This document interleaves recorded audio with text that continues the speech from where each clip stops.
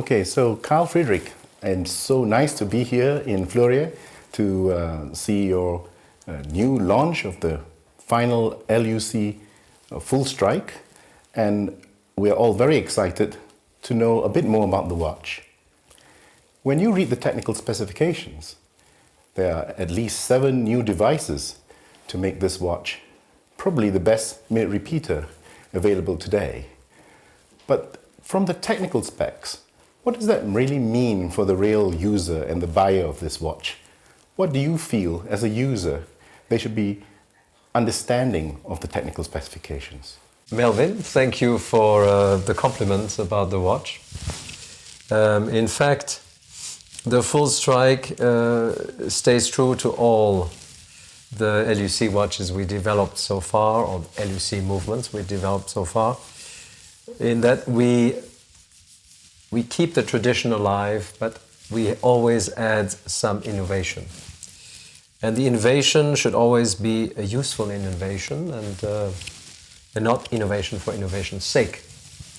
So with the Full Strike, we thought that it would be best to enhance audibility, but not at the cost of the quality of sound.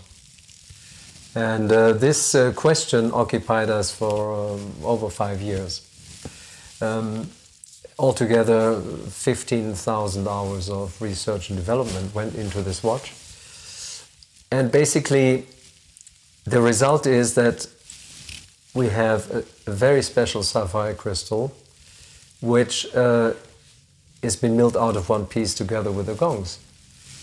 And while you have a crystalline sound, also due to this sapphire crystal, you also have a sound that travels pretty far within the reach of the person wearing the watch. But we didn't stop there. The other practical part is that you can make your watch ring up to 10 times the full program by winding it once. You have 2 barrels. You have 1 barrel for the movement and 1 barrel for only the repeating mechanism. The watch is a chronometer certified piece, and I think you could call it a crowning achievement of 20 years of L.U.C, 20 years of Chopard manufacture. Well, thank you for that. That explains to us the generation of the sound, which of course is crystal clear. But the more technical aspects are a little more difficult for the average person to understand. And that those are the safety features you seem to have put into this watch, that you just can't break it. And I have many friends or collectors who are so scared of breaking their watch, they practically never use it, which doesn't seem to me to be the reason to have a minute repeater. Yes. And so that is what I think our readers would like to know about. What technical aspects can they just use the watch and not worry in the background that it's going to break? And that is the part we don't understand. So we indeed added some safety features to this movement on this watch. One of which I felt is very important.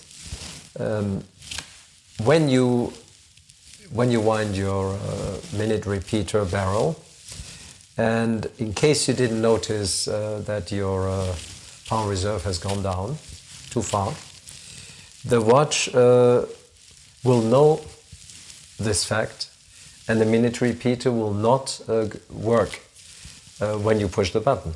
So this is what we call an all or nothing function. The other function is you cannot operate the crown when the minute repeater is running. So you cannot set the time or do anything with the crown which may cause problems in the movement.